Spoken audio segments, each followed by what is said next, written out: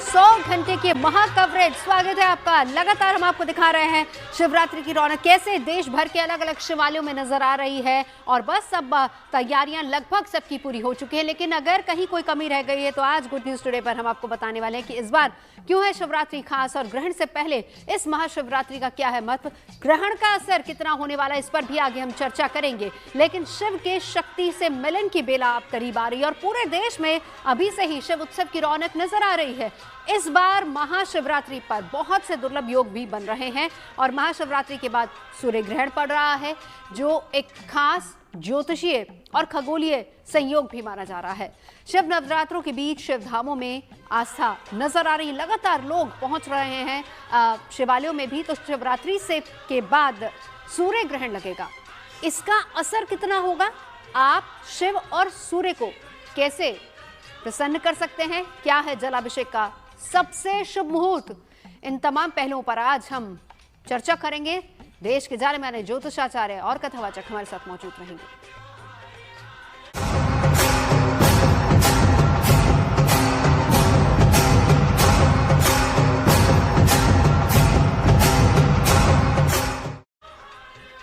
कहते हैं शिव ही आदि है, शिव ही अंत है और शिव ही सृष्टि के कर्ता है, पालक हैं, संहारक हैं।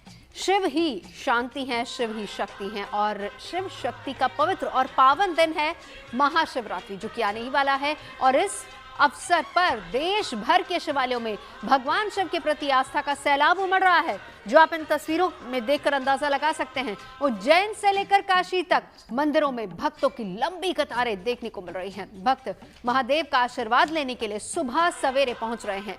आने वाले 2 दिन शिव धामों में अपार आस्था और भक्ति देखने को मिलेगी। शिवरात्रि से पहले ही लाखों श्रद्धालु महादेव के दर्शन पूजन के लिए पहुंचने लगे हैं। वहीं इस बीच शिव बारात निकाले जाने की भी तैयारी हो रही है।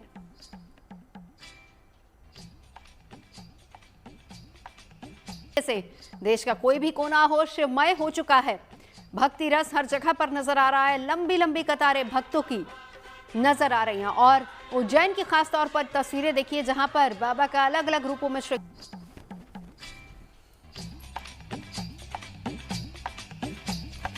और हमारी बड़ी और महा कवरेज लगातार जारी है गुड न्यूज टुडे पर।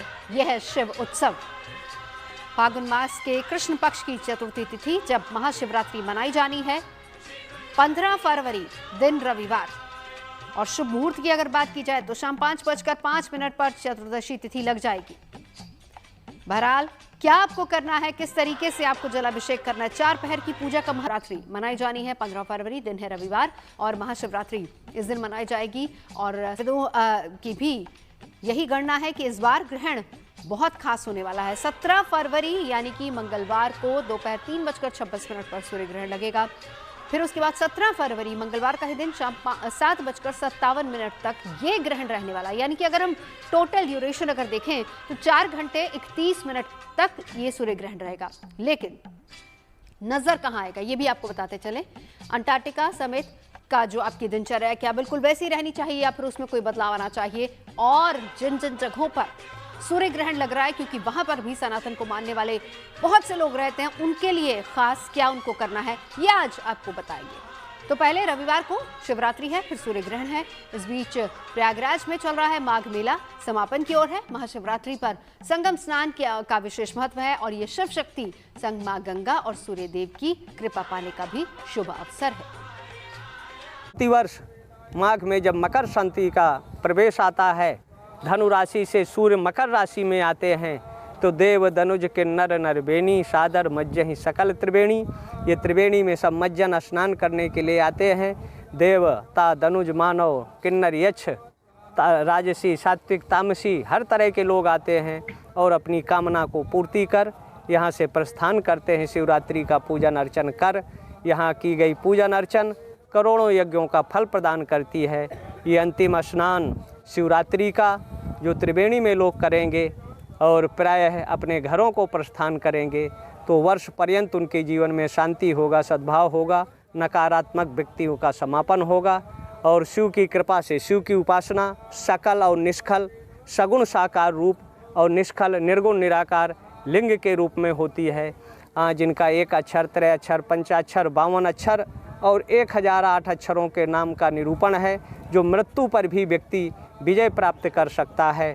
जैसे उनका त्र्यंबक मंत्र है, जैसे ककड़ी फक जाती है और वृक्ष से अलग हो जाती है, तो जो शिव के उपासक हैं उनके जीवन में आने वाला संकट वैसे ही दूर हो जाता है। उर्वा रुक्म बंधनान, जो बंधन है मृत्यु का कारक है, तो मृत्यु अलग हो जाती है, अमृतत्व की प्राप्ति होती है, मोक्ष की प्राप्ति होती है। अकाल मृत्यु शिव के उपासकों की नहीं होगी अगर ईमानदारी के साथ पंचकर्मेंद्री, ज्ञानेंद्री, मन को एकाग्र कर शिव की उपासना आराधना करते हैं। ये हम इस महाकवरेज की शुरुआत कर चुके हैं। खास मेहमान हमारे साथ इस वक्त मौजूद हैं। परिचय करा देती हूँ। संजीव शांडिल्य जी हमारे साथ जुड़ चुके हैं, वान्य आर्य जी हमारे साथ मौजूद है, डॉक्टर सुमित्रा अग्रवाल भी हैं और मेरे साथ स्टूडियो में आचार्य राज मिश्रा जी भी मौजूद है। आप सभी का बहुत बहुत स्वागत है। शुरुआत आचार्य जी आप ही से करूंगी। सबसे पहले जरा ये बताइए कि शिवरात्रि के तुरंत बाद, जैसा मैंने बताया भी अभी कि सूर्य ग्रहण लगने वाला है, ये किस तरह का ग्रहों का संयोग इस बार बन रहा है? देखिए, सबसे पहले क्योंकि हाँ ये बहुत इंपॉर्टेंट है कि शिवरात्रि के तुरंत बाद ग्रहण लगने जा रहा है और ग्रहण भी धनिष्ठा नक्षत्र के अंतर्गत लग रहा है, जिस नक्षत्र के स्वामी एक्चुअल में मंगल हैं और मंगल जो कि धरती के पुत्र कहे जाते हैं। आपने बिल्कुल सही कहा कि यद्यपि ये ग्रहण भारत के अंदर दृश्य नहीं है, लेकिन विश्व में कोई भी कहीं भी कोई घटना घटित होती है तो उसका इंपैक्ट पूरे विश्व पर पड़ता है। लेकिन हाँ, एक बड़ी सुंदर चीज है जो आपने एक बात बताया कि शिवरात्रि के बाद ग्रहण, यानी जो ग्रहण है वो 17 फरवरी को लगने जा रहा है और शिवरात्रि हमें 15 फरवरी को मिल रही है। यानी जो भी दोष उत्पन्न होने वाले हैं ग्रहण से, जो भी कुप्रभाव हमारे जीवन पर पड़ने वाले हैं, उसको हम शिवरात्रि को दूर कर सकते हैं। क्योंकि ये जो शिवरात्रि है, इस शिवरात्रि में 8 इंपॉर्टेंट योग बन रहे हैं और उस 8 इंपॉर्टेंट योगों में से चतुर्ग्रही योग का निर्माण हो रहा है, सर्वार्थ सिद्धि योग का निर्माण हो रहा है, व्यातिपात योग का निर्माण हो रहा है, बुद्धादित्य योग का निर्माण हो रहा है, लक्ष्मी नारायण योग का निर्माण हो रहा है, शुक्र आदित्य योग का निर्माण हो रहा है, महालक्ष्मी योग का निर्माण हो रहा है और श्रवण नक्षत्र का योग है। तो जब इतने सारे योग शिवरात्रि पर पड़ रहे हों तो इसमें कोई दो राय नहीं है कि अगर ग्रहण घटित हो रहा है तो उसका इंपैक्ट कुछ लोगों पर बहुत अच्छा, कुछ राशियों पर बहुत अच्छा और कुछ राशियों पर बहुत खराब पड़ेगा। लेकिन उससे पहले भगवान शंकर की आराधना, जिनके लिए कहा जाता है कि जो तप करें कुमारी तुम्हारी, भाभि मेट सके त्रिपुरारी, भगवान शंकर भाग्य को बदल सकते हैं। श्री रामचरितमानस में गोस्वामी तुलसीदास जी ने कहा, या उमा स्तंभ विवाह जे नर कहां सुनहि जगा वही, कल्याण काज विवाह मंगल सर्वदा सुख पावही। इस चरित्र को जो गायन या श्रवण कर लेता है, ये टीवी शो कोई साधारण टीवी शो नहीं है, साधारण एक जनरल टीवी शो हम सभी लोग हमेशा देखा करते हैं। लेकिन जीएनटी का स्पेशली ये कार्यक्रम इस प्रकार का है जहां भगवान शिव और माता पार्वती के मिलन की चर्चा हो रही है, विवाह की चर्चा हो रही है। और गोस्वामी जी ने कहा कि जो इसको सुन लेता है, गा लेता है, देख लेता है, कल्याण काज विवाह मंगल सर्वदा सुख पावही, तो जीवन के समस्त सुख को, समस्त कामनाओं को पूर्ण करने वाला है, विवाह इत्यादि देने वाला है, वैवाहिक सुख प्रदान करने वाला है, घर में मांगलिक कार्य का आयोजन करने वाला है। बिल्कुल। एक बार अब सुमित्रा जी आपके पास आती हूँ। देखिए, सूर्य ग्रहण से पहले महाशिवरात्रि का पड़ना, हालांकि राज जी आगे इस पर चर्चा करेंगे कि कौन कौन सी राशियां ऐसी हैं जो इफेक्ट हो रही है, लेकिन उससे पहले हम वापस सुमित्रा जी अब मैं आपके पास आना चाहूंगी। 15 फरवरी जो समय दे रखा है वो है 5:05 से चतुर्दशी तिथि की शुरुआत हो रही है। 16 फरवरी 5:35 तक कृष्ण पक्ष की चतुर्दशी तिथि है। अब ऐसे में जो पूजा के विशेष शुभ मुहूर्त है वो क्या क्या है? जी, पहले सबको नमस्कार। जीएनटी के माध्यम से सभी को हरित शिवरात्रि की नमस्कार देना चाहती हूँ। हरित शिवरात्रि क्या है, पहले वो बोलना चाहूंगी। ग्रीनरी की बात करें, हम शिव और शक्ति दोनों की बात करें। हम बोलना चाह रहे हैं कि शिव, और जब पार्वती की बात करें तो वो प्रकृति। तो हम पूरी इस प्रक्रिया में कोशिश रखेंगे कि हम बिल्कुल भी प्लास्टिक मंदिरों में ना ले जाएं और प्लास्टिक वहां डिस्पोज ना करें, क्योंकि कहीं ना कहीं जैसे ही हम उसे प्रकृति में अगर छोड़ते हैं, धरती में छोड़ते हैं, तो हजारों साल तक वो वहां रहता है, वो जगह बंजर हो जाता है। तो ये एक चीज का ध्यान जब हम 4 प्रहर में जब पूजा करेंगे तो ये बिल्कुल ना करें। तो पहले इस बात करती हूँ 4 प्रहर की। तो फर्स्ट प्रहर जिसको हम लोग बोलते हैं, हर जगह के जब सूर्य उदय होता है उससे वो टाइमिंग की कैलकुलेशन होती है प्रहर की। तो अगर लोकल टाइम को थोड़ा ध्यान में रखते हुए बोलेंगे, अगर मैं दिल्ली के हिसाब से बताऊं तो फर्स्ट प्रहर हम लोग मान रहे हैं 6:11 शाम को शुरू होगी, जो 9:23 तक रहने वाली है। इस समय हम जल और दूध ये इससे हम शिव जी का अभिषेक करेंगे और 108 बार ओम नमः शिवाय का जाप करेंगे। ये प्रहर हमारे लिए इम्पोर्टेंट है। अगर हम अपनी स्वस्थता और शांति चाहते हैं तो पूरे मन में ये भाव रखना है, ये संकल्प करना है कि हम अपने स्वस्थता और शांति के लिए इस प्रहर में पूजा कर रहे हैं। सेकेंड प्रहर की बात करेंगे तो 9:23 से शुरू होगा, वो 12:35 तक रहने वाला है। इस समय दही और शहद, इससे हम अभिषेक करेंगे। जो जो महामृत्युंजय का जाप कर सकते हैं वो जाप करेंगे, और जो महामृत्युंजय का जाप नहीं कर सकते हैं वो ओम नमः शिवाय का ही जाप करेंगे और धूप दीप से आरती करेंगे भगवान की। ये समय संतान सुख और धन के लिए बहुत इंपॉर्टेंट है। अगर थर्ड प्रहर की बात करो जो कि 12:35 से शुरू होकर 3:47 तक रहता है, अभी इसी के बीच में निशित काल भी आता है, इसलिए यहीं पे आता है इंपॉर्टेंस आपके लोकल पंचांग का, क्योंकि निशित काल अगर मैं दिल्ली के हिसाब से बोलूँ तो 12:09 से शुरू होकर 1:01 तक रहेगा, लेकिन अलग अलग जगह के लिए वो डिफरेंट है। तो अगर निशित काल में कोई पूजा करना चाहता है तो ये थर्ड प्रहर के अंदर आएगा। इस समय घी से आपको अभिषेक करना है और रुद्र अभिषेक कर सकते हैं, रुद्र का पाठ कर सकते हैं। कुछ नहीं आता आपको, ये सब डिफिकल्ट लगता है तो शिव चालीसा का पाठ करें। इस समय मोक्ष और शत्रु नाश के लिए ये समय बहुत इंपॉर्टेंट है। अगर फोर्थ प्रहर की बात करूं तो वो 3:47 से शुरू करके 6:59 तक रहेगा। इस समय हमें शहद और फल के रसों से हमें भगवान का अभिषेक करना है। फल की माला भी चढ़ा सकते हैं। ओम नमः शिवाय का जाप करेंगे इस समय, और ये समय इम्पोर्टेंट है समृद्धि के लिए या दीर्घायु के लिए। ये समय बहुत इंपॉर्टेंट है, तो ये बिल्कुल ध्यान रखेंगे। 16 फरवरी को आप देखिए, जब ये हमने शिवरात्रि पूरी कंप्लीट कर ली, कोई उपवास कर रहे हैं, कोई एक समय फलाहार कर रहे हैं, कोई निर्जला भी कर रहे हैं, उनके लिए इम्पोर्टेंट है कि 16 फरवरी को वो लास्ट में क्या करेंगे। उसका मुहूर्त है सुबह 6:59 से लेकर दोपहर 3:24 के बीच में। आप कोई भी काला तिल या फिर कंबल या दूध या चावल, इसका दान किसी नीडी को करेंगे। तो इतनी चीजें हम जरूर करेंगे। एक चीज इंपॉर्टेंट यहाँ पे कि शिवरात्रि के बाद बहुत अच्छे संयोग बन रहे हैं। हालांकि ग्रहण रहने वाला है, लेकिन अगर समझे इसको ठीक तरीके से तो सूर्य क्या है, ये हमारे आत्मा का कारक है। और अगर हम कहीं ना कहीं बोलते हैं जब राहु की छाया उसके ऊपर पड़ रही होती है, तो ये एक समय बहुत इंपॉर्टेंट हर उस व्यक्ति के लिए जिसके जीवन में बहुत सारे रिपीटेड सेम मिस्टेक करते हैं, क्योंकि ये एक सुमित्रा जी, समय हाँ, है जब परिवर्तन लाना है हमें अपने अंदर। बिल्कुल सुमित्रा जी, उस पर भी आएंगे, लेकिन एक एक करके, क्योंकि हमें यहाँ पर ग्रहण का कितना असर, कितना महत्व, और हमें क्या, क्योंकि हम लोग भारत में रहते हैं, क्या हमें कुछ प्रिकॉशंस लेनी है या नहीं लेनी, यह भी बहुत इंपॉर्टेंट है। लेकिन क्योंकि सनातन को मानने वाले तमाम उन जगहों पर भी रहते हैं जहां पर ग्रहण का असर है, इसलिए वो भी बताना बहुत जरूरी होगा यहाँ पर। इसी के साथ साथ हम महाशिवरात्रि पर किस तरीके से शिव की कृपा पाएं, सूर्य की कृपा भी क्या इस दिन पाई जा सकती है, ये सब हम जान रहे हैं तमाम खास मेहमानों से। वाना जी, आपके पास आना चाहूंगी, मैं ग्रहण पर ही आऊंगी। भारत में क्योंकि सूतक मान्य नहीं है, क्या हम इसको, इस ग्रहण को के दौरान क्या हमें भी कुछ उपाय करने की जरूरत है, या फिर हम ये कहें कि हम बिल्कुल रिलैक्स रह सकते हैं? जी, आपने बहुत अच्छा प्रश्न पूछा है। सबसे पहले जीएनटी के माध्यम से आप सभी को मेरा नमस्कार। तो ये जो ग्रहण है, इसका सूतक काल जो है, हालाँकि भारत में मान्य नहीं है, बट सौर मंडल में सूर्य तो एक ही है। तो कहीं न कहीं इम्पैक्ट तो आता ही आता है। हो सकता है कि इम्पैक्ट की जो इंटेंसिटी है, वो कंपैरेटिवली उतनी नहीं होती है, क्योंकि सूतक काल जो है वो मान्य नहीं है। इसलिए ग्रहण से डरने की बिल्कुल ज़रूरत नहीं है, लेकिन कुछ प्रिकॉशंस अगर आप लेते हैं उस टाइम पर तो बहुत अच्छा है। ग्रहण का जो भारत का समय है वो 3:26 शाम के, यानी कि दोपहर से लेकर 7:57 तक है। अप्रॉक्सिमेटली 4 आवर्स 30 मिनट्स का ये ग्रहण है।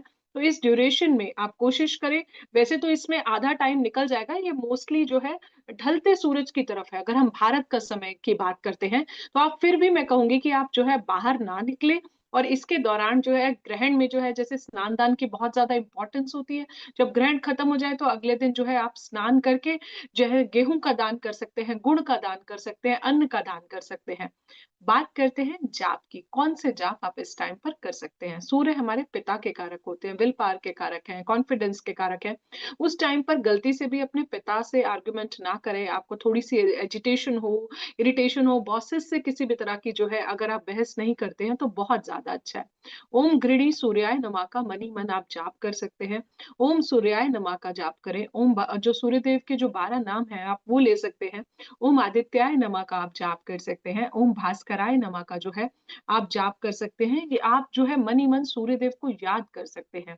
और इसके अलावा जो है आप को अगर बहुत ज़्यादा फिर भी आपको एंग्ज़ायटी हो रहा है, थोड़ा अनईज़ीनेस हो रहा है, आप ओम नमः शिवाय कर सकते हैं।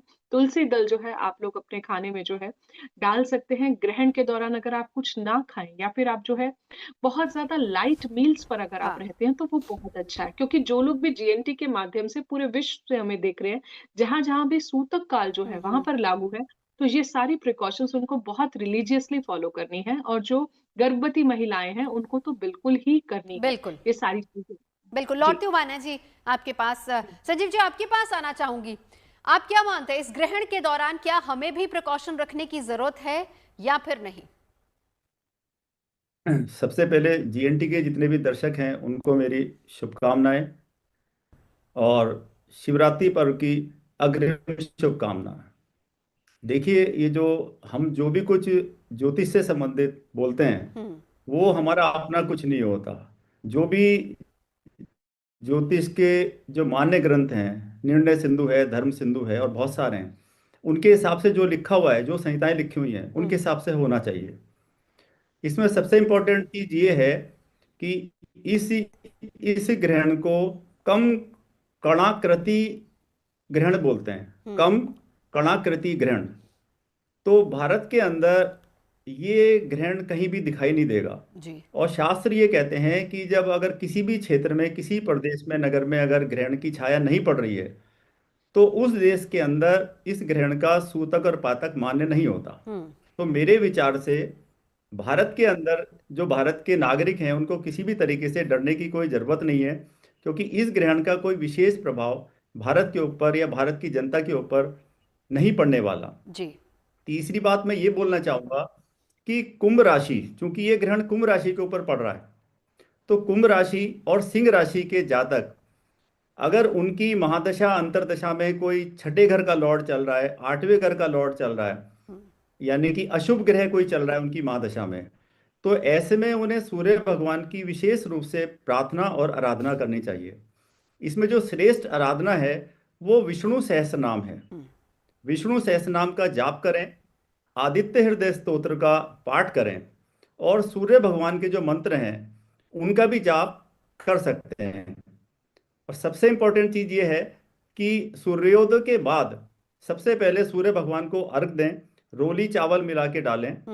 तो जो कुंभ राशि वाले और सिंह राशि वाले जातक हैं उनको अगर कुछ भी इस ग्रहण का इम्पैक्ट आएगा तो वो नहीं आने वाला। बिल्कुल। बट भारत के अंदर इस ग्रहण का सूतक और पातक है ही नहीं, तो किसी तरह की विशेष पूजा अर्चना करने की आवश्यकता नहीं है। बिल्कुल। बट चूंकि जीएनटी के जो दर्शक हैं वो ऑल ओवर वर्ल्ड में हैं, तो लैटिन अमेरिकन कंट्रीज के अंदर जैसे बोलोविया है, पैराग्वे है, उरुग्वे है, ब्राजील है, अर्जेंटीना है, या जो अफ्रीकन कंट्रीज हैं जैसे मोजाम्बिक है या कीनिया वगैरह है, वहाँ पे जो भी लोग हैं जो हिंदू मान्यताओं को फॉलो करते हैं उनके ऊपर ये इस ग्रहण का जो सूतक पातक है वो भी मान्य होगा।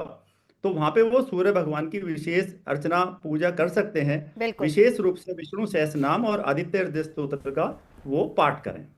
बिल्कुल। चलिए, अब सूर्य ग्रहण भारत में हालांकि नहीं लग रहा, सूतक भी मान्य नहीं होगा, लेकिन फिर भी किस तरीके से आप घर बैठे पूजा कर सकते हैं और महाशिवरात्रि पर कैसे भगवान शिव और सूर्य की कृपा पा सकते हैं, ये सब कुछ हम जान रहे हैं। और इस बार क्योंकि महाशिवरात्रि शिव उत्सव गुड न्यूज टुडे भी मना रहे हैं राज जी, हम लगातार इस पर अपनी बड़ी और महा कवरेज और 100 घंटे की ये महा कवरेज हमारे दर्शक देख रहे हैं, देश के जाने माने ज्योतिष आचार्य जो आपको बता रहे, समझा रहे हैं एक एक चीज, एक एक पॉइंट, कब कहां किस पहर की पूजा करनी है, किस इच्छा के अनुसार आप प्रभु को क्या कुछ अर्पित करें ताकि आपकी वो इच्छा पूरी हो।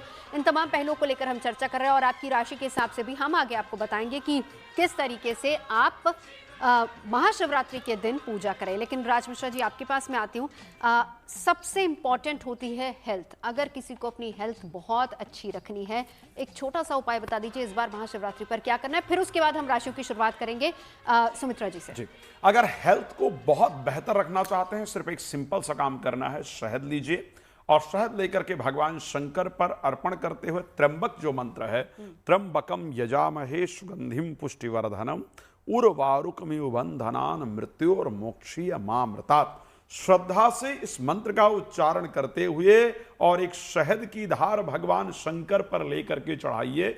मैं निश्चित कह सकता हूं कि आप अपने स्वास्थ्य के अंतर्गत वो चमत्कारिक प्रभाव देख पाएंगे जो शायद आपने कभी नहीं देखा। ये स्पेशली उनके लिए जरूर है जो लोग कह रहे हैं कि साहब डॉक्टर को दिखाकर परेशान हो गए, यहां वहां घूमकर परेशान हो गए, सारे इलाज करके देख लिया लेकिन बीमारी तो दूर होने का नाम ही नहीं ले रही है। मैं आपको बहुत स्पष्ट कहता हूं, इस शिवरात्रि पर मैंने 8 योगों की चर्चा की है। 300 साल बाद इस प्रकार का संयोग है जब 8 योगों का निर्माण एक साथ इस बार शिवरात्रि पर हो रहा है और दशम भाव में चंद्र और मंगल काल पुरुष के रहने वाले हैं। इस समय अगर मृत्युंजय मंत्र का स्मरण करते हुए शहद चढ़ा देंगे या रात्रि में बैठ करके मृत्युंजय मंत्र कम से कम जितनी देर बैठ सकते हैं, कम से कम 108 बार लंबा जितना बैठ सकते हैं करके देखिए, मैं कहता हूं आपका मस्तिष्क में इंपैक्ट तुरंत ही आपको नजर आएगा, आपको तुरंत अपने शरीर के अंदर बदलाव नजर आएगा। तो मुझे लगता है नवजोत जी ये सबसे शानदार उपाय है जिसको अगर किया जाए तो लाभ होगा। और इसीलिए हम कह रहे हैं कि ग्रहण से पहले किस तरीके से भगवान शिव की कृपा आप पा सकते हैं। चलिए आपकी राशि के हिसाब से स्पेसिफिकली बात कर लेते हैं। मैं पहली 3 राशियों की बात करूंगी। सुमित्रा जी आपके पास आते हुए केवल पहली 3 राशियों के बारे में बताइए, मेष, वृषभ और मिथुन, कैसे भगवान शिव की कृपा पाई जाए और ग्रहण से पहले उनके लिए समय कैसा है। जी, अगर मेष राशि की बात करूं तो अगर आप देखेंगे ग्रहण इनके 11वें भाव में ग्रहण पड़ रहा है, तो ये उनके लिए बहुत अच्छा समय है। उनके आय की बढ़ोतरी होगी, उनके नई कमाई के स्रोत बनेंगे, उनके करियर में भी तरक्की होगी और बड़े फैसले जो काफी दिन से मान लीजिए पेंडिंग भी हैं, तो बड़े फैसले अगर तो वो सफल फैसले होंगे। उन्हें धन का लाभ होगा, उन्हें कुछ गोल्डन चांसेस, उनके लाइफ के ये गोल्डन पीरियड है और गोल्डन चांसेस मिलेंगे, उन्हें उसके मौका मिलेगा। जॉब या बिजनेस अगर कर रहे हैं तो उसमें भी बढ़ोतरी होगी। पुरानी जो इच्छाएं हैं जो बहुत दिन से पेंडिंग है वो पूरी होती हुई दिखाई देंगी। इन्हें सबसे इम्पोर्टेंट है कि हेल्थ पे बहुत ज्यादा ध्यान रखने की आवश्यकता है। अगर बात करती हूँ कि क्या दान कर सके, अगर शास्त्रों की बात करें तो उसमें कई प्रकार के दानों के बारे में बोला गया है। एक सबसे इम्पोर्टेंट दान जो ये कर सकते हैं मेष राशि वाले, वो चांदी का दान कर सकते हैं या गुड़ का दान कर सकते हैं या नमक का दान कर सकते हैं। एक मंत्र जिसका जाप ये करें उनके लिए अच्छा रहेगा, ओम गौरी शंकराय नमः, इस मंत्र का जाप करें। अगर वृष राशि की बात करती हूँ तो उनके 10वें भाव में ग्रहण पड़ रहा है, उनके लिए समय बहुत अच्छा नहीं है। उनके काम में बहुत सारे बोझ बढ़ जाएंगे, उनके ऑफिस में कुछ तनाव के पोजीशंस भी रहेंगे। अगर वो नए जॉब के लिए बहुत दिन से ट्राई कर रहे हैं तो नए जॉब इतनी आसानी से उन्हें मिलेंगे नहीं। उनके लिए सबसे इम्पोर्टेंट है इस समय वो अपने एक्सपेंसेस को नियंत्रण में रखें। अगर एक्सपेंसेस को नियंत्रण में रखेंगे तो जॉब अगर उनकी डामाडोल भी है तो भी वो चीज को मैनेज कर पाएंगे। उन्हें सबसे ज्यादा हेल्थ में प्रॉब्लम आ सकती है, स्टमक या थ्रोट रिलेटेड प्रॉब्लम्स आ सकते हैं। उनके लिए इम्पोर्टेंट है कि वो या तो काला कंबल का दान करे या काले तिल का दान करे। बाद में दान के स्पेसिफिक रूल्स में बताऊंगी, लेकिन अभी समरी के पॉइंट पे बता रही हूँ। काले तिल का दान कर सकते हैं। मिथुन राशि की अगर बात करती हूँ तो मिथुन राशि के 9th भाव में ये ग्रहण पड़ रहा है, उनके लिए अच्छा समय है, शुभ रहेगा ये। उनके अटके हुए काम बनेंगे, भाग्योदय होगा। यात्रा अगर उनके कुछ करने के लिए पेंडिंग है तो वो इस समय करें, उससे उनको लाभ होगा।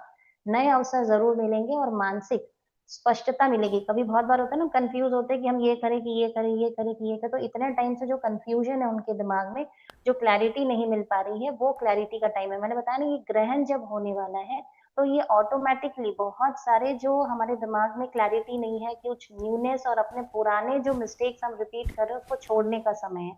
अगर वृष राशि की बात करूं तो उनके लिए मंत्र ओम नमः शिवाय का मंत्र रहेगा। मिथुन राशि के लिए भी ओम नमः शिवाय का मंत्र कर सकते हैं या फिर शिव चालीसा का पाठ कर सकते हैं। बिल्कुल। चलिए, आप पहली 3 राशियों का जिक्र हमने कर लिया।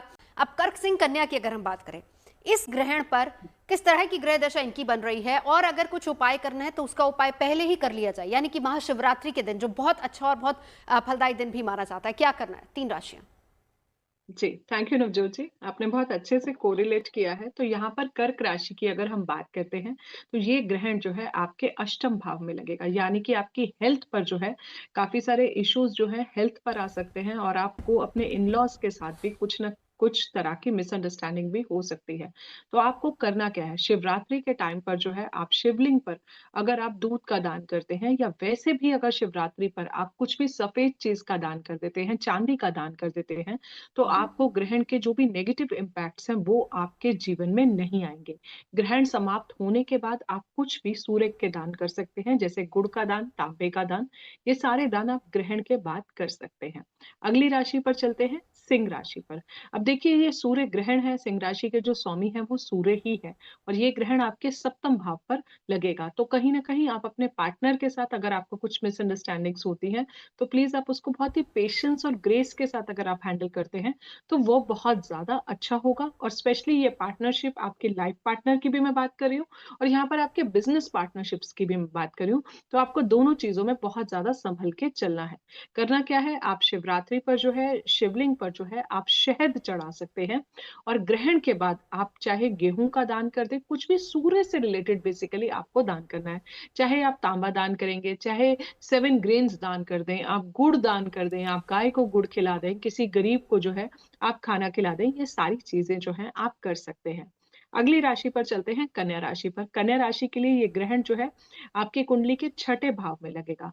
तो कहीं न कहीं आपको अगेन मैं यही बात बोलूँगी कि आप अपनी हेल्थ का बहुत ज़्यादा ध्यान रखें। बहुत ज़्यादा स्ट्रेस में आके आपको अपनी हेल्थ जो है वो आपको बिल्कुल भी खराब नहीं करनी है। कन्या राशि वालों, आप लोग शिवरात्रि के टाइम पर क्या कर सकते हो? आप लोग शिवरात्रि के टाइम पर हरित शिवरात्रि मनाने के लिए उस दिन जो है आप पेड़ लगवा सकते हैं। शिवलिंग पर जो है आप बेल पत्र चढ़ा सकते हैं, आप धतूरा चढ़ा सकते हैं, आप जो है इस कोई पान की मिठाई जो है वो आप चढ़ा सकते हैं। ये सारी चीज़ें जो है आप शिवरात्रि पर कर सकते हैं। अब रही बात सूर्य ग्रहण के दान करने की, क्योंकि ग्रहण जो है 6th हाउस में है, तो जो आपके हेल्थ है, जो आपके एनिमीज़ हैं, तो थोड़ा-सा आप बच के रहिए, थोड़ा-सा अलर्ट और आपको सँभल के भी रहना है। और दान आप क्या करेंगे, आप सूर्य ग्रहण के बाद जो है कुछ भी सूर्य का दान कर दें या फिर आप कुछ भी हरा दान जो है वो भी कर सकते हैं। आप ठीक है। तांबा जो है वो दान कर सकते हैं और जो बिजली कर्मचारी हैं, आप उनको भी अगर कोई लाल मिठाई, गुड़ की मिठाई अगर आप बाँट देते हैं, तो वो भी आपके लिए बहुत ज़्यादा शुभ होगा। आप गाय को जैसे गाजर की बर्फी या कुछ भी लाल बर्फी जो है, वो भी आप जो है लोगों में बाँट सकते हैं। बिल्कुल, चलिए लौटूंगी। तुला, वृश्चिक, धनु, जल्दी से जान लेते हैं इनका समय ग्रहण के आसपास कैसा है, इनकी राशि पर असर कितना होगा और उससे पहले ही क्या उपाय कर लिया जाए महाशिवरात्रि पर। सबसे पहले अगर मैं देखूं तो तुला के लिए पंचम भाव में एक ग्रहण घटित होने जा रहा है, लेकिन क्या किया जाए। पंचम भाव बहुत इंपॉर्टेंट है बुद्धि को लेकर के, विद्या को लेकर के और सबसे पहले प्रेम संबंध को लेकर के, संतान को लेकर के। ध्यान रखिएगा, प्रेम संबंध वाला तो दिन भी आ रहा है। तो ऐसे परिस्थिति के अंतर्गत शिवरात्रि के बाद जो डिस्टर्बेंस हो सकती है वो इन्हीं चीजों के अंतर्गत हो सकती है। क्षमा चाहूंगा, ग्रहण के बाद जो डिस्टर्बेंस हो सकती है, शिवरात्रि पर हम पहले से क्या उपाय करके चलें ताकि संतान का सेहत इत्यादि अच्छा हो, संतान की जो कामना है वो पूरी हो, विद्या बुद्धि इत्यादि अच्छा रहे, प्रेम संबंध इत्यादि अच्छा रहे। भगवान शंकर के समक्ष बैठ करके श्रद्धा पूर्वक, महिला हैं तो ओम नमः शिवाय और पुरुष हैं तो शिवाय नमः बैठ करके चैंट कीजिएगा। मैं पक्का कह रहा हूं, जो पहले डिसीजन लेते थे और बाद के डिसीजन में जमीन आसमान का चेंज नजर आएगा। बहुत सुंदर होगा, ग्रहण का नेगेटिव इंपैक्ट आपके ऊपर नहीं पड़ेगा। बात कर लेते हैं वृश्चिक राशि को, जहां पर चतुर्थ भाव के अंतर्गत यह ग्रहण घटित होगा। अब चतुर्थ भाव किस चीज का भाव है? चतुर्थ भाव हमारा हृदय है, चतुर्थ भाव हमारा वाहन है, चतुर्थ भाव हमारी प्रॉपर्टी इत्यादि का भाव है, चतुर्थ भाव हमारे माता इत्यादि का भाव है। तो इन सभी चीजों पर ग्रहण का नेगेटिव इंपैक्ट पड़ता हुआ नजर आ रहा है। क्या करना चाहिए जिससे इनका नकारात्मक प्रभाव हमारे जीवन पर ना पड़े, ग्रहण का किसी प्रकार का नकारात्मक प्रभाव ना पड़ करके सकारात्मक प्रभाव पड़े? क्या करना चाहिए? भगवान शंकर को लाल फल अर्पण करना चाहिए। ध्यान रखिएगा, भगवान शंकर को लाल फल जाकर के अर्पण करेंगे। और फिर एक बड़ी सुंदर चौपाई है, मंगल भवन अमंगल हारी उमा सहित जहि जपत पुरारी। इस चौपाई का श्रद्धा पूर्वक 11 बार पाठ कीजिएगा। मैं कह रहा हूं किसी भी ग्रहण का नेगेटिव इंपैक्ट आपके ऊपर नहीं पड़ेगा, भगवान शिव की कृपा बनी रहेगी। अब बात कर लेते हैं राशि धनु को लेकर के। ये तो बड़ा शानदार मामला है। यहां पर ग्रहण तीसरे भाव में घटित हो रहा है। अब तीसरे भाव में तो ग्रहण को वैसे भी बहुत शानदार कहा जाता है, तो आपके लिए तो एक्चुअल में फायदेमंद है, कोई नुकसानदायक नहीं है। लेकिन शिव की कृपा सबको चाहिए। कहा जाता है इच्छित फल बिन शिव और आधे और लाही न जोग जग के जब साधे, बिना भगवान शंकर की कृपा के इच्छा अनुसार फल प्राप्त नहीं हो सकता है। यहां पर ओवर कॉन्फिडेंस होकर के डिसीजन लेने में प्रॉब्लम होने का योग है। क्या करेंगे? 11 बेल के पत्र लेंगे और भगवान शंकर के शिवलिंग पर, आप जानते हैं कि बेलपत्र को उल्टा करके चढ़ाया जाता है, तो चढ़ाएंगे और 3 उंगली अनामिका मध्यमांगुष्ठा का प्रयोग करेंगे, ओम नमः शिवाय बोलते हुए श्रद्धा पूर्वक चढ़ाएंगे और फिर बैठ करके ओम नमो भगवते वासुदेवाय नमः इस मंत्र का 108 बार भगवान शंकर के मंदिर शिवालय में आसपास किसी स्थान पर बैठ करके जब कीजिए, मैं कह सकता हूं ग्रहण का सकारात्मक प्रभाव ही नहीं, महासकारात्मक प्रभाव आपके जीवन पर पड़ेगा। क्या बात है संजीव जी, आखिरी 3 राशियों की जिम्मेदारी आपके पास है, मकर, कुंभ और मीन।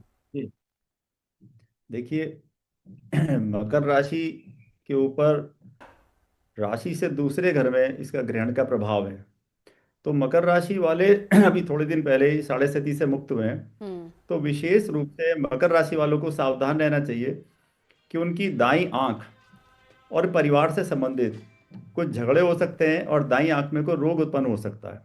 तो मकर राशि वालों के लिए सबसे जो अच्छा उपाय मेरी नज़र में है वो ये है कि शिवरात्रि के प्रथम पहर में अगर मकर राशि वाले शहद के साथ अभिषेक करें और रुद्री का पाठ करें, या वो तो खुद कर नहीं पाएंगे, ब्राह्मण उनके नाम से रुद्री का पाठ करें, तो जो आगे आने वाली समस्याएं हैं, चाहे वो शारीरिक हैं या उनके बिजनेस को लेके हैं और विशेष रूप से पारिवारिक संबंधों में जो प्रॉब्लम्स आने वाली हैं वो उनको नहीं आने वाली।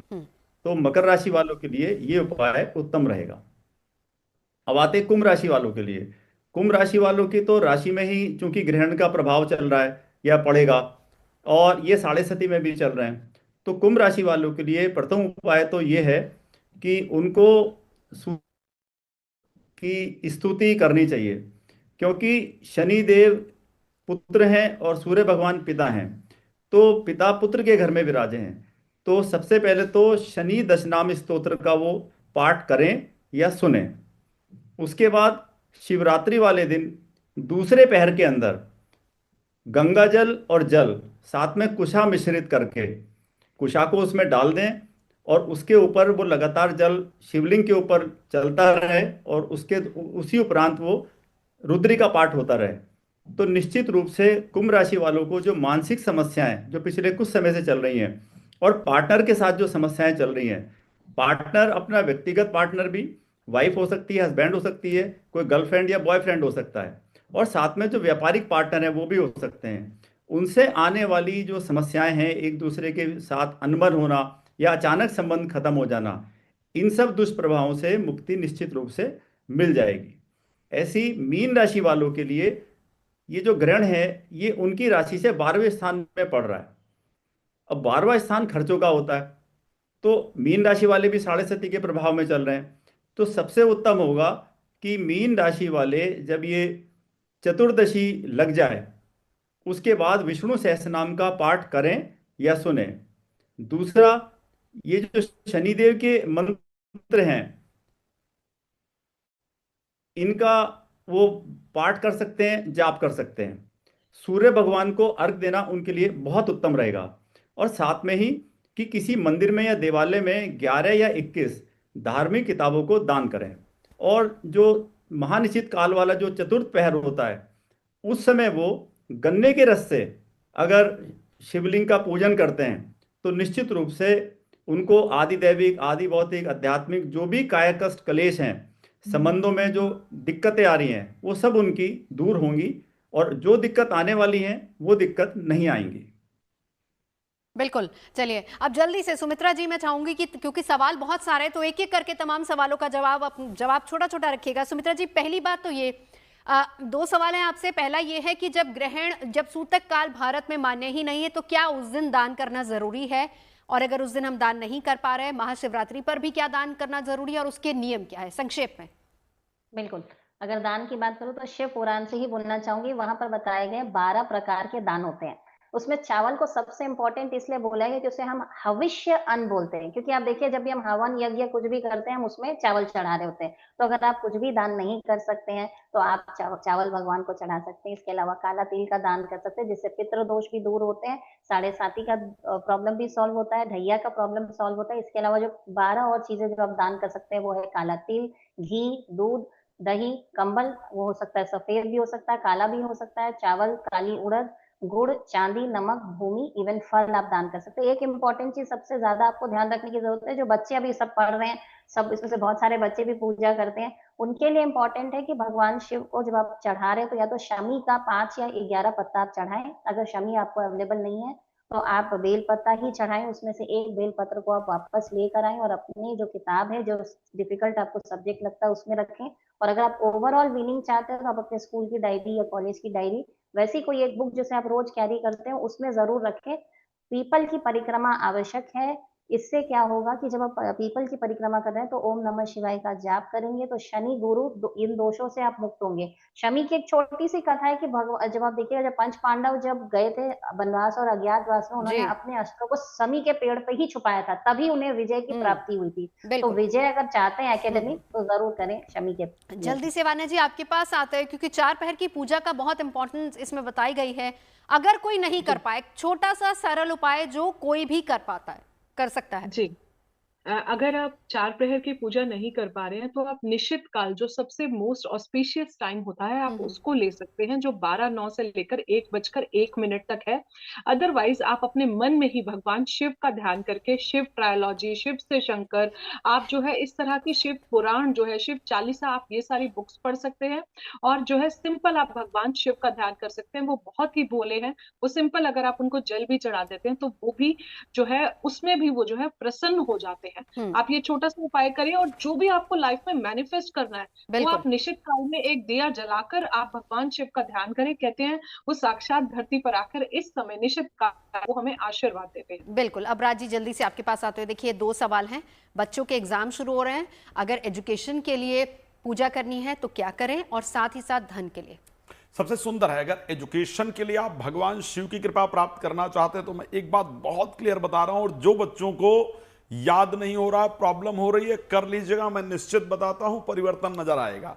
भगवान शंकर के सामने मंदिर में बैठिए रात्रि को या अपने घर में बैठिए। शिवरात्रि में रात्रि का महत्व है 10 से 11 मिनट, 11 मिनट लिस्ट निकालिएगा अपना, और उत्तर की तरफ मुख करके और ओम शब्द का उच्चारण कीजिएगा। अपने ध्यान को यहां केंद्रित करने का प्रयास कीजिएगा और ओम शब्द का उच्चारण कीजिएगा, और उसके साथ दूध, दही, शहद, गंगाजल और घी, ये पंचामृत बना करके भगवान शंकर को अर्पण कीजिएगा, और उसमें से थोड़ा पंचामृत लेकर के स्वयं जरूर पान कीजिएगा।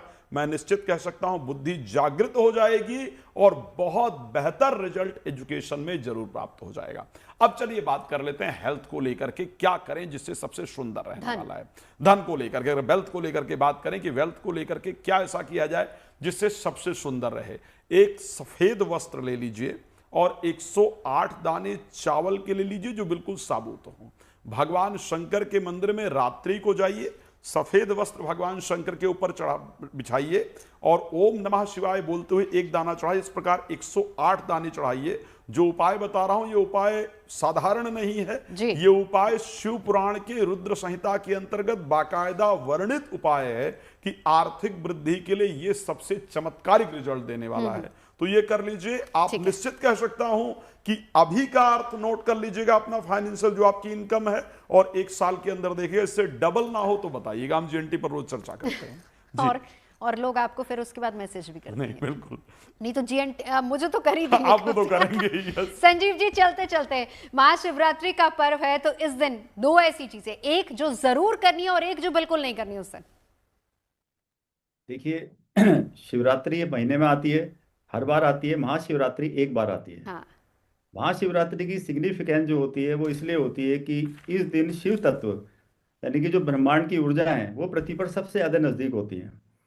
तो शिवरात्रि वाले दिन ऐसे कोई भी व्यक्ति, सपोज जो मंद बुद्धि है, औसत बुद्धि है, जिसका कंसंट्रेशन नहीं लग रहा है, या जो लंबे समय से किसी बीमारी से पीड़ित है, उसको शिवरात्रि तिथि जब से लगेगी 5:04 से लेके और अगले दिन 16 फरवरी तक 3:33 तक अगर वो उस समय ध्यान साधना करता है, ओम नमः शिवाय का सिंपल जाप करे, वो 108 बार करे, और शिवलिंग के ऊपर और भी कुछ ना मिले तो गंगा जल और मिश्रित जल के साथ वो उसको अर्पित करता है, तो निश्चित रूप से उसको फायदा होगा। दूसरा, इस दिन रात्रि में मेडिटेशन करने से, सत्संग करने से और अनुष्ठान करने से विशेष रूप से लाभ होता है। ठीक है, तो इस समय ये उपाय विशेष लाभ होते हैं। आदि शंकराचार्य जी ने एक बड़ी खूबसूरत बात बोली है, आत्मा त्वम गिरजामती। इसका मतलब होता है कि जब हम शिव से अलाइन हो जाते हैं शिवरात्रि वाले दिन, महाशिवरात्रि वाले दिन, तो इसका मतलब हुआ कि आत्मा त्वम गिरजामती, तो यानी कि मैं ही शिव स्वरूप हूं, मैं ही आत्मा हूं, और मति मेरी बुद्धि ही जो माता पार्वती हैं वो है, और गिरजा हैं, ये आदि शंकराचार्य जी ने बोला है। तो अगर आप शिवरात्रि वाले दिन, चूंकि शिव तत्व पृथ्वी के सबसे नजदीक होता है, अगर आप विशेष रूप से किसी भी समस्या में फंसे हुए हैं, किसी ऋण से संबंधित समस्या है, कोई कंपटीशन से संबंधित समस्या है, या पार्टनर्स में आपस में कोई बैर हो रहा है, शादी की प्रॉब्लम आ रही है, तो सिंपल सा 108 बार ओम नमः शिवाय का जाप करते हुए शिवलिंग के सामने बैठें और सच्चे मन में भावना के साथ भगवान भोलेनाथ को अपनी वो जो समस्याएं अर्पित करें जी और इस मंत्र का जाप करें, तो निश्चित रूप से उस समस्या का उनका निराकरण होगा। बिल्कुल, बहुत बहुत शुक्रिया आप तमाम खास मेहमानों का हमारे साथ जुड़ने के लिए। देखिए, शिव और पार्वती का मिलन है और जाहिर सी बात है कि महाशिवरात्रि हम मना रहे हैं। अब क्योंकि प्रकृति का उत्सव भी है, तो ऐसे में जब भी पूजा करने जाएं हमेशा इस बात का खास ख्याल रखें कि आप जो चीज़ मंदिर में ले जा रहे हैं वो शुद्ध हो, प्लास्टिक खास तौर पर अवॉइड करें। सुमित्रा जी हमेशा कहती है, और ये खास तौर पर सुमित्रा जी की तरफ से और हमारी तरफ से भी है, कि आप प्लास्टिक को अवॉइड करें, शुद्ध चीज़ें लेकर मंदिर में जाएं और शुद्ध भावना के साथ आप प्रभु की आराधना करें। बहुत बहुत शुक्रिया तमाम खास मेहमानों का साथ जुड़ने के लिए।